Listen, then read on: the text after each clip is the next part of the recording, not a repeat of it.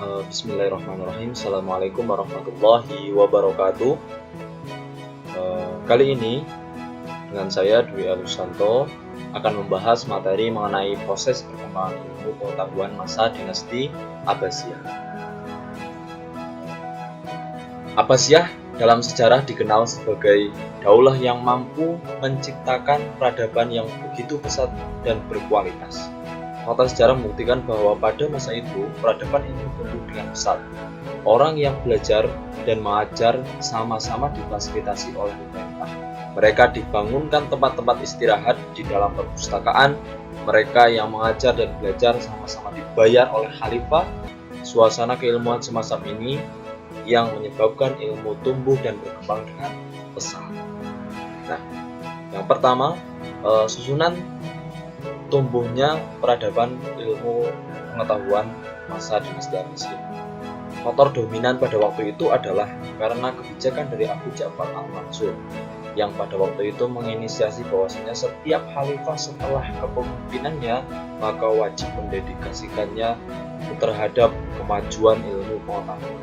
Oleh karena itu, maka setelah Abu Ja'far al-Mansur ini banyak sekali dibangun tempat-tempat pusat keilmuan seperti perpustakaan, kemudian tempat penginapan bagi tempat-tempat orang yang belajar ke dinasti Abbasiyah dari luar negeri dan yang lain sebagainya.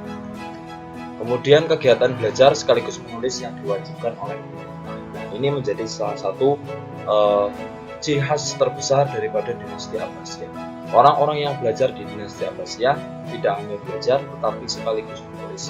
Maka dari itu, pusat dari pemerintahan dinasti Abbasiyah sendiri terkenal sekali dengan yang namanya ilmu pengetahuan, dan banyak sekali buku-buku yang pada waktu itu mencatat banyak sekali ilmu pengetahuan, mulai dari ilmu pengetahuan alam, sastra, bahasa, fikih, dan yang lain-lain sebagainya.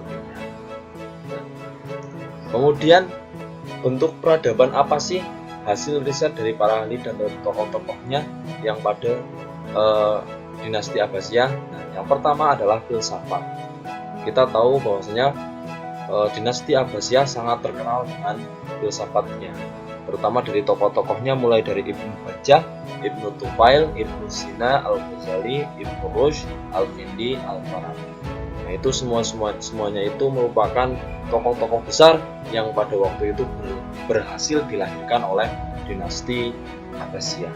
Kemudian kedokteran itu banyak sekali, mulai dari Jabir bin Hayyan, bin Ishaq, Habib bin Qura, dan termasuk juga Ibnu Sina yang pada sebelumnya dijelaskan merupakan ahli daripada bidang filsafat. Kemudian ilmu matematika, ilmu matematika yang paling terkenal di sini adalah Al-Khwarizmi. Dia merupakan orang yang penemu daripada angka 0. Sedangkan angka 1 sampai 9 berasal dari India yang dikembangkan oleh Islam juga. Sehingga angka 1, 2, 3, 4, 5 sampai 9 disebut angka Arab, dan setelah disebut angka Latin kemudian disebut angka Latin seperti itu. Kemudian ada beberapa yang lainnya juga. Kemudian astronomi, karena dulu pada waktu itu Barat tidak mengenal yang namanya ilmu astronomi, maka dinasti Abbasiyah menginisiasi adanya ilmu astronomi perbintangan yang pada waktu itu melahirkan juga beberapa tokohnya seperti Al-Fazari, Al-Bantani, dan Abdul Wahab. Itu salah satu orang-orang yang ahli dalam ilmu perbintangan. Kemudian seni ukir, beberapa seniman ukir yang terkenal yaitu Badr al-Tarif yang sekitar tahun 961 sampai 976 Masehi. Pada itu juga terdapat sepatu seni ukir di Kairo. Jadi pada waktu itu memang sesuai dengan peninggalan daripada kota dinasti Abbasiyah sendiri, yang pada waktu itu banyak sekali bangunan-bangunan yang ukiran-ukirannya itu merupakan sebagai lambang daripada kemajuan peradaban dinasti Abbasiyah. Kemudian bahasa dan sastra. Teman-teman pasti tahu yang namanya Abu Nawas. Tentu bukunya sangat banyak sekali, bahkan sampai Indonesia pun banyak orang yang memiliki buku dari Abu Nawas sendiri. Nah, maka dari itu bahwasanya bahasa dan sastra itu banyak sekali melahirkan tokoh-tokoh pada waktu dinasti Abbasiyah. Kemudian pusat peradaban pada masa dinasti Abbasiyah ya. Pusat peradaban masa dinasti Abbasiyah sendiri ada beberapa kota. Yaitu yang pertama Baghdad, yaitu sebagai ibu kota. Kemudian Samara, Karf, Anhar, Bukhara dan Samarkand dan Mesir. Itu merupakan pusat-pusat daripada peradaban dinasti Abbasiyah yang pada waktu itu memang banyak sekali kota-kota tersebut dilengkapi dengan fasilitas-fasilitas keilmuan. Kemudian pengaruh peradaban Islam terhadap dunia barat.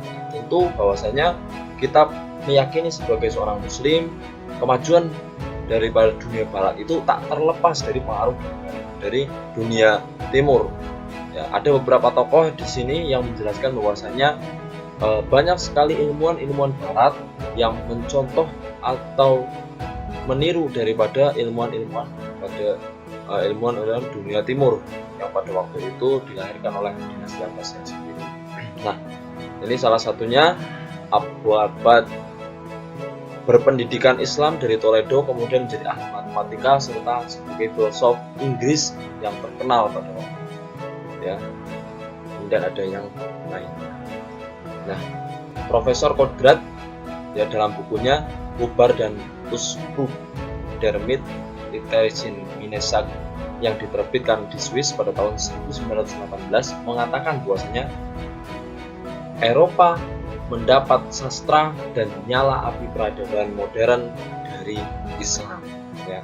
Orang-orang Barat pun mengakui, beberapa orang-orang Barat mengakui bahwasanya api kemajuan daripada orang-orang Barat tak terlepas daripada pengaruh kemajuan dinasti Abbasiyah yang pada waktu itu mencapai puncak kejayaannya dengan ilmu pengetahuan. Dan banyak sekali orang-orang Eropa yang datang ke dinasti Abbasiyah untuk belajar yang nantinya akan dikembangkan dan diaplikasikan di daerahnya masing-masing. Nah, demikian materi mengenai proses perkembangan ilmu pengetahuan masa dinasti Abbasiyah. Terima kasih. Wassalamualaikum warahmatullahi wabarakatuh.